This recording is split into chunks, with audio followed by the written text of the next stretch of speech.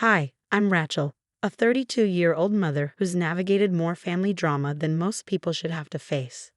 Before I dive into my story, don't forget to like and subscribe for more real-life tales from the chaotic world of family dynamics. Let's get started. When I married Tom, I didn't just gain a husband. I inherited a whirlwind in the form of my mother-in-law, Linda. From the very beginning, Linda made it clear she thought I wasn't good enough for her son. She had this knack for walking into a room and instantly draining the joy from it with her unsolicited advice and constant critiques. Rachel, don't you think Lily needs more structured playtime? You're too lenient with her upbringing, Linda would say, as if my parenting needed her stamp of approval. And Tom, he would just nod along, never once defending me. One sunny Tuesday, I decided to redecorate Lily's room. I thought light lavender walls might brighten it up. As I laid out the paint samples, Linda waltzed in, her eyebrows raised like she had just smelled something foul. "That color is all wrong, too cold for a child. You're not seriously considering it, are you?" she scoffed, not waiting for my response before turning to Tom. "Tell her she's making a mistake," she demanded, and as usual, Tom mumbled, "Mom might be right, Rachel." It wasn't just her words. It was her constant presence, always hovering, always there. Dinner times were the worst. I'd spend hours preparing something special, only for Linda to scrutinize it like a judge at a cooking competition. "This needs more salt." "Honestly, Rachel, how hard is it to season properly?" she'd critique while Tom quietly ate, never uttering a complaint unless his mother prompted him. Then came Lily's upcoming birthday. It was supposed to be a simple celebration, but Linda had other ideas. A proper party would have real entertainment, not just homemade games. "Shall I hire a magician?" she suggested, dialing her phone before I could even respond. "No, Linda, I've got it covered." I tried to intervene, but the icy look she shot me could have curdled milk. "It's settled." "Kids need something memorable," she said, ending the call and leaving me fuming in silence. Tom, as usual, just stood by, his voice barely audible. "Maybe it's for the best, Rachel. Mom knows a lot of people." The day before Lily's birthday, I overheard Linda on the phone, bragging about how she had to step in to save the day from my underwhelming plans. Tears stung my eyes, not just from anger, but from a deep, growing despair. How much longer could I let this go on? How long before my daughter started to believe Linda's words over mine? That night, I turned to Tom in bed. "Do you even hear how she speaks to me? To us?" I pleaded, hoping he would finally see sense. "Rachel, she's just trying to help. Maybe you're taking things too personally," he sighed, turning away, closing the conversation but leaving me wide awake with a heart full of wounds. As I lay there, the moon casting shadows across our room, I knew something had to change. This wasn't just about a birthday. It was about my life, my daughter's happiness, and the peace of our home. The storm Linda had brought into our lives was about to meet a quiet strength it had underestimated. Tomorrow, on Lily's birthday, I would stand up for myself, for Lily, and for our little family that deserves so much more. The morning of Lily's 5th birthday dawned crisp and bright, just the glimmer of hope I needed to follow through with my plans. I was up early, whisking batter and slicing strawberries, the kitchen filled with the sweet scent of anticipation. Today was about making it perfect for Lily. I arranged heart-shaped pancakes on a platter, the blueberries sparkling like little sapphires next to the golden, fluffy cakes. "Mommy, is that for me?" Lily's tiny voice broke the morning silence as she padded into the kitchen, her eyes wide with excitement. "All for you, birthday girl," I said, kissing her forehead and setting her down at the table. Just then, the kitchen door swung open with a thud, and in stormed Linda, her face already twisted in disapproval. She didn't even greet Lily, just marched straight to the counter where the birthday breakfast lay. This is what you've made? Honestly, Rachel, this won't do at all." Linda's voice was sharp, cutting through the morning warmth like a cold breeze. I felt Lily's small hand squeeze mine, her joy dimming. "But Grandma, I love Mommy's pancakes," Lily said softly. "No, darling, you deserve better. Something grand, not this homemade mess," Linda declared, and before I could react, she scooped up the plates and dumped them into the trash. The sound of my efforts crashing into the bin echoed painfully in the kitchen. "Linda, what are you doing?" "It's her birthday." I couldn't keep the tremor out of my voice, my hands balled into fists. "Improving it," Linda retorted, eyeing the trash with satisfaction. The door opened again, And in came Tom, his expression bewildered. What's going on here?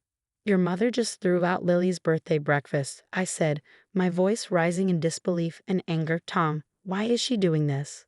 Tom looked from me to Linda, the conflict clear on his face. Mom, why would you do that?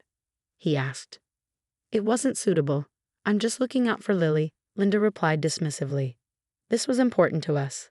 To Lily, you can't just barge in and. Tom, tell her she's overreacting. It's just breakfast, and I can order something much better. Linda cut me off, turning to Tom with an air of finality that demanded obedience. I watched Tom falter, his resolve melting under his mother's expectant gaze. Rachel, maybe Mom's right. Let's just order in and avoid the fuss. I stared at him, my heart sinking. Lily tugged at my sleeve, her little face crumpled in confusion and hurt. Mommy, why did Grandma throw my pancakes away? Sweetie, how do you explain to your child that her grandmother values control over her happiness? Tom, this is your daughter's birthday. Your mother can't just. Rachel, let's not make this a big deal, okay? Let's just get through the day, Tom said, his voice weary and pleading. That was the moment it clicked. This wasn't just about pancakes or birthdays, it was about respect. About Lily growing up thinking this was normal. No, Tom. It's always let's just get through the day. When do we start living for us? For Lily? When do you stand up for your family? Tom hesitated, his eyes darting between me and Linda. I am standing up for my family. I'm keeping the peace. No, Tom, you're letting your mother walk all over us, I said, my voice rising, each word sharper than the last. Rachel, you're blowing this out of proportion. Am I? Or have I just had enough? The clarity was fierce within me. Linda, you need to leave now. Linda scoffed, turning to Tom. Are you going to let her kick me out? Tom's response was weak. Mom, maybe you should go. No, Tom, not maybe. You go with her. Choose who your family is because this. I swept my hand towards the trash breakfast. Lily, and I can't live like this. The room fell silent except for Lily's soft sniffling. The line was drawn. The gauntlet thrown. Today was the day I reclaimed our lives. The morning's upheaval gave way to a quiet thick with tension. I moved through it, picking up Linda's belongings scattered about. The weight of my decision anchored every step. I wasn't just cleaning up after breakfast. I was clearing out years of suppressed frustrations and sorrow. Rachel, are you sure about this? Maybe we can talk it out. Tom's voice followed me, filled with desperation and disbelief. Talk it out? Like all those other times? No, Tom, this is happening. My hands didn't shake as I packed Linda's bags. The clarity from my earlier decision sharpened with each folded sweater and tucked away toiletry. You're making a mistake, Rachel. You're overreacting. Linda's voice cut from the doorway, harsh and unyielding. I zipped up the last bag and stood facing them both. I'm making a choice for my daughter. For me, Lily deserves peace in her own home, and so do I. The cab idled outside, the driver looking at the house, then back down at his phone. I grabbed Linda's suitcase, the wheels thudding against each step as I dragged it to the door. Tom, please think about Lily. We can fix this, but not with her. My last plea was to the man I thought I knew, the man I thought would stand by his family. You're choosing her over your own wife and daughter, I said, my voice cracking. Your responsibility was to your wife and child first. I handed Linda her bag. Her sneer failed to hide the shock in her eyes. You'll regret this, she hissed, her words slipping through clenched teeth as she stepped into the cab. I already regret not doing it sooner, I said, shutting the door on her glare and turning to face Tom. His figure was slumped, torn, but his choice was made clear when he grabbed his own coat. Tom, you walk out that door, you don't come back. His pause was the last shred of hope fluttering to the floor. I'm sorry, Rachel. I hope one day you'll understand. With that, he stepped out the door, closing softly behind him, as if even it couldn't bear to make a sound. The finality was not a slam, but a soft click that echoed loudly in the suddenly empty house. Left alone, the silence was no longer oppressive but open with possibilities. I scooped Lily into my arms, her small body clinging to mine. It's just us now, baby. Just us. But we'll be okay, Mommy. Yes, just us now, and that's enough. We're enough. I kissed her forehead, her trust in me building my resolve. I walked through our home, each room a testament to a life I was ready to leave behind. My reflection in the mirror showed a woman changed, not broken, but rebuilding. Lily's hand in mine was a reminder of why this had to happen. That night, as I tucked Lily into bed, her room now just as it should be, quiet, peaceful, I promised her better days. Her soft snores were a sweet counter to the harshness of the day. As I sat there watching her sleep, the weight of my choices settled around me like a cloak. It was heavy. I knew the road ahead would be tough. The whispers of the community, the sympathetic stares, the inevitable loneliness of single motherhood, it would all be part of the journey. But as I turned off Lily's light, a whisper of my own filled the room. We are enough. Navigating life as a single mom, the days melted into a routine of resilience and discovery. Lily's laughter became the soundtrack of our new life, filling spaces that once echoed with tension.